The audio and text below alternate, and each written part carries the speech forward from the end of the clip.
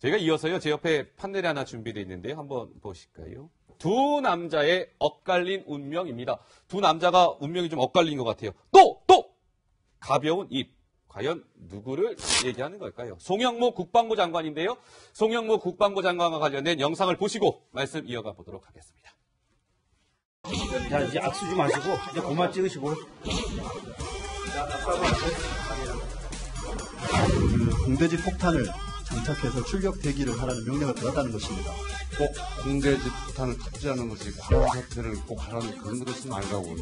광주 사태라고 했습니까? 아닙니다. 잘못됐습니다. 그때 말에 그때 입수해서 그런데 당신은 인정한다. 이런 말도 안 되는 얘기를 하는 데 대해서 왜 반응하고 있지 않는 것입니까?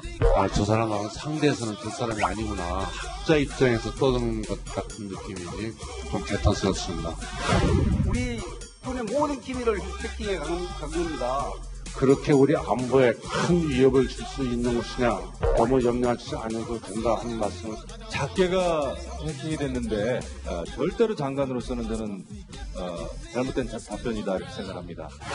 김관진 전 장관 이렇게 석방된 데에 대해서 짧게 소회가 좀 어떻습니까? 수혜라기보다는 참 다행이다. 같은 동료로 같이 근무했기 때문에 다행이다, 이런 표시를 하시는데. 예, 적절한 표현은 아니었다 이렇게 말씀을 드립니다.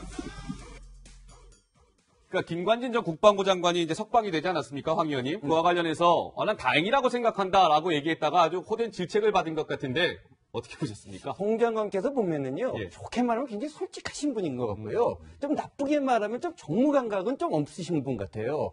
근데 지금 여러 가지 김관진 전 장관의 그 거취에 대해서, 그보다 구속 여부에 대해서 말이 많습니다만은, 예. 저 군 내부에 대해서는 그거 좀 너무 심한 거 아니냐는 반응도 많이 있거든요. 네. 그 다음에 이제 이건 두 가지인데, 하나는 이제 뭔가 자기 식구 감싸기라는 게 하나 있고요. 같이 근무를 한 적이 있었거든요. 이런 관계에서 뭐 잘 나왔다 그러니까 다행이다라고 생각을 했을 거고, 예. 그걸 얘기했는데, 과연 현직 국방부 장관으로서 저런 발언을 하는 것이 적절했는가, 여기에 대해서는 좀 여러 가지 이야기가 있을 수 있겠죠. 알겠습니다. 아까 그 영상 구성 속에 잠깐 그 영상이 있었습니다만 어떤 상황이었는지 저희가 그 부분만 영상을 또 준비해봤습니다. 함께 한번 만나보시죠.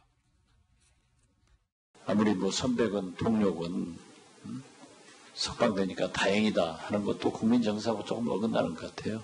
여러 가지 안타깝지만 같은 군인이고 동시대 또 같은 사무실에서 같이 일을 했던 사람이라서 좀 다행이다. 소회를 말하라 제가 그렇게 말씀드렸는데 적절한 표현은 아니었다 이렇게 말씀을 드립니다.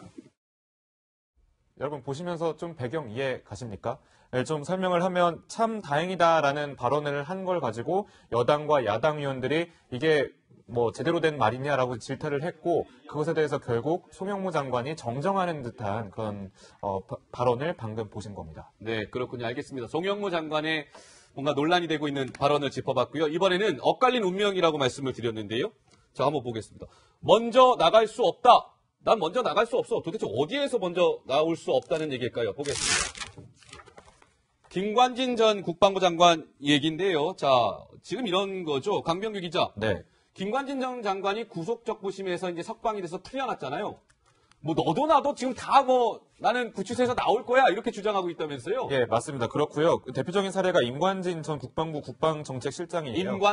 임관빈이요. 예, 예. 임관빈 전 실장인데 일단 본인의 그런 위 상사가 지금 풀려나지 않았느냐. 그러니까 나도 이제 석방을 시켜달라고 검찰 쪽에 요구를 했다고 합니다. 근데 검찰은 석방은 일단 우리끼리 검토를 해볼 테지만 구속적부심 청구는 스스로 알아서 해라 이렇게도 답변을 밝혔다고 합니다. 네. 근데 노원치 기자. 어제 언론 보도를 보니까요. 김관진 전 장관이 구속적부심을 신청하지 않겠다. 나는 그러니까 이게 그 얘기인 거잖아요. 나는 임관빈 내 부하가 지금 구치소에 있는데 나는 먼저 나갈 수 없어. 구속적부심 신청하지 마. 라고 얘기했다는데 이거 사실관계가 어떻게 되는 거예요? 네, 그러니까 17일에 변호인단이 한번 우리 구속적부심 신청을 해보자 이렇게 권유를 했는데 김관진 전 장관이 이렇게 얘기를 했다고 합니다.